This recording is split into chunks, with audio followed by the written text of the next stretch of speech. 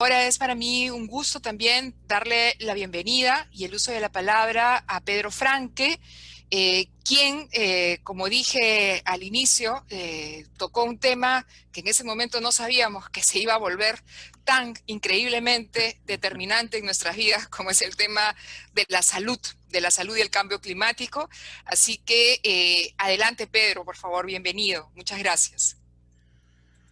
Muchas gracias, Elizabeth. Muchas gracias con todos los que nos están ahora escuchando, todos y todas.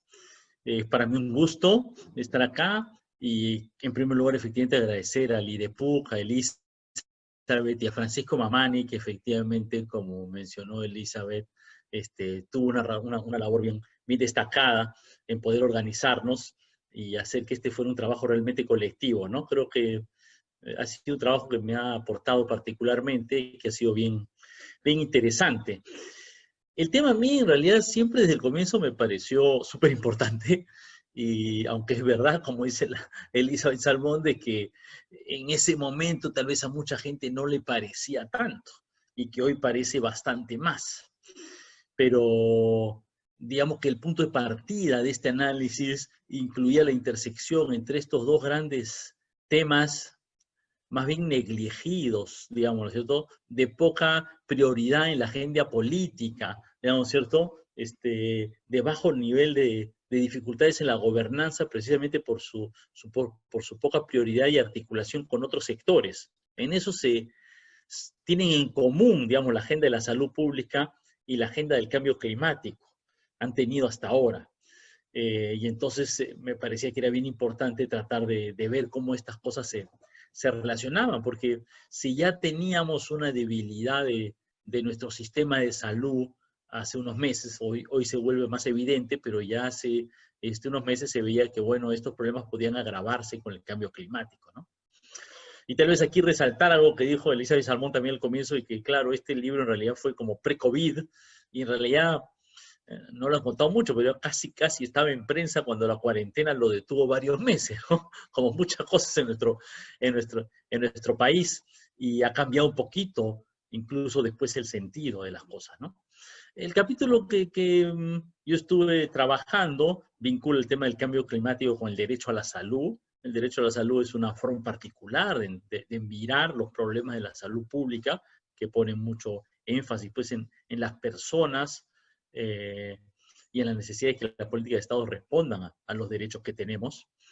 Y en este capítulo, además de tener una parte, digamos, introductoria, reflexionando conceptualmente sobre el tema del derecho a la salud y cómo se relaciona con el cambio climático, recogiendo en realidad reflexiones que ya ha hecho sobre todo Paul Hunt, un relator de las Naciones Unidas para el Derecho a la Salud, una personalidad que visitó el Perú hace algunos años, hizo un reporte sobre el Perú y desde luego ha hecho un reporte sobre el tema del derecho a la salud y el cambio climático.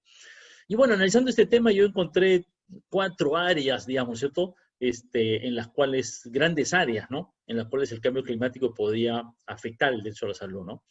El primero, el más obvio, digamos, tal vez era el de las enfermedades infecciosas transmisibles, el dengue, la malaria, las diarreas. El dengue y la malaria, enfermedades transmitidas por mosquitos que presumiblemente, de acuerdo a una serie de estudios internacionales, digamos, tienden a propagarse más a temperaturas más altas y están presentes en el Perú. Y de hecho, cuando se comenzó a escribir este capítulo, todavía no estábamos con la epidemia del dengue que hubo, no sé si recordarán ustedes, entre octubre del año pasado y enero-febrero de este año, un poquito antes de la epidemia del COVID. Cuando comenzó la epidemia del COVID, todavía se decía que el dengue mataba más gente, lo cual en ese momento era verdad. ¿Ok? Entonces este es un gran efecto que es importante tener en cuenta porque esto va a seguir, ¿me explico? Así como no sabemos cómo evolucionará a futuro y cuánto quedará como algo permanente esta SARS-CoV-2, esta versión del coronavirus que nos afecta. Hasta ahora sí sabemos que la malaria y el dengue son enfermedades endémicas en amplias zonas del Perú y que podría ampliar sus zonas de influencia con el cambio climático, ¿no? Un segundo gran tema es el tema de las emergencias, porque el cambio climático se sabe que genera mayores, lo que se llaman eventos extremos, entonces inundaciones, sequías, fenómeno del niño, que generan una serie de problemas de salud pública. Un tercer gran efecto son lo que se llamó como nuevos temas ambientales, como el tema de la radiación ultravioleta o los golpes de calor que están afectando en otras partes del mundo, sobre los cuales todavía sabemos poco. Y un cuarto tema analizado es el tema nutricional, ¿no? Alrededor de los efectos productivos que un cambio climático puede generar en la agricultura peruana y en una serie de familias que ya estaban, antes de la epidemia, en una situación de pobreza y de inseguridad alimentaria, ¿no? Algo que está ligeramente tratado en este capítulo, pues está tratado en otros capítulos del libro. Ahora, si este es un poquito como un repasito, digamos, ¿cierto? Es interesante, me parece, revisar esto, la importancia, digamos, de este tema a la luz de la epidemia que prácticamente nos ha cambiado, pues, la vida, en la coyuntura y posiblemente a largo plazo y nuestra propia visión del mundo, ¿no? Entonces yo creo que la epidemia actual nos cambia la visión que tenemos del mundo en varias cosas, ¿no? Uno primero, es efectivamente la importancia del tema de la salud, ¿no? Como que este capítulo, en general, todos los temas que tengan sobre el tema de la salud pasan a tener una importancia mayor, digamos, ¿no? Eso es claro. Y si ya teníamos un sistema de salud público, digamos, débil, ¿no es cierto?, antes de la epidemia, y si ya ese problema de salud pública podría agravarse con el cambio climático, hoy tanto el tema estructural del sistema de salud pública peruano como los riesgos adicionales sobre ese sistema que implica el cambio climático son temas que hoy adquieren evidentemente mayor importancia.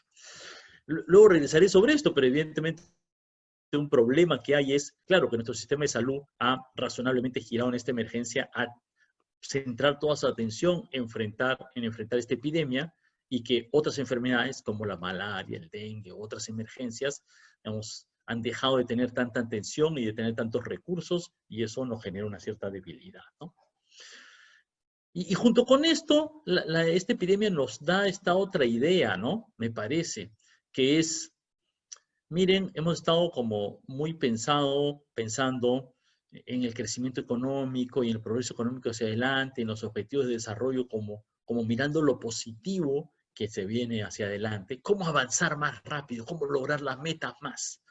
Y nos hemos olvidado, parece, en muchos casos, de considerar suficientemente los riesgos, ¿no? Los objetivos de desarrollo lo incluyen un poco, pero me parece que esta epidemia resalta un poco la idea de que dentro de nuestras miradas de los derechos humanos y del desarrollo, el tema de la consideración de riesgos y sobre todo de riesgos sistémicos, ¿me explico? No solamente de riesgos pequeños para los cuales están las políticas de protección social, no solamente riesgos familiares, locales, por sectores, sino riesgos macrosociales, macroeconómicos, son temas que no les hemos dado la prioridad de vida.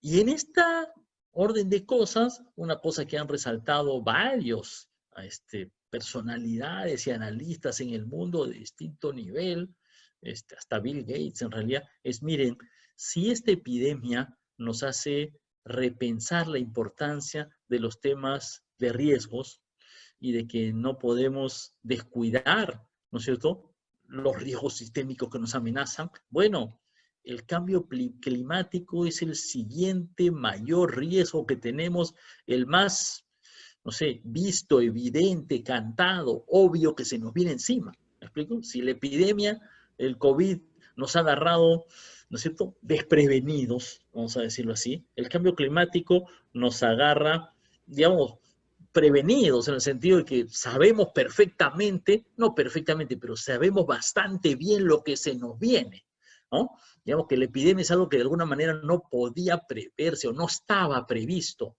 pero el tema del cambio climático está previsto. Algunos hasta estudiosos internacionales han remarcado que, siendo esto verdad, es verdad también que hay grandes diferencias entre la epidemia del COVID y el tema del cambio climático. La más notoria de las cuales es efectivamente el tema del tiempo.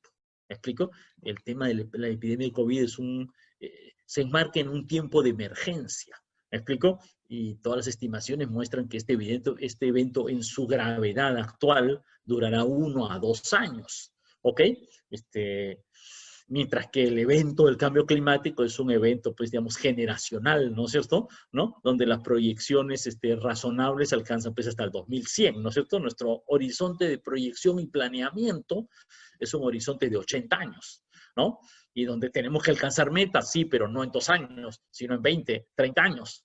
Me explico, ¿no? Tenemos que alcanzar metas antes, pero digamos, los temas tienen otro horizonte temporal. Es verdad que las dos cosas tienen dos horizontes temporales y tienen otro ritmo, pero eso no quita, ¿ok?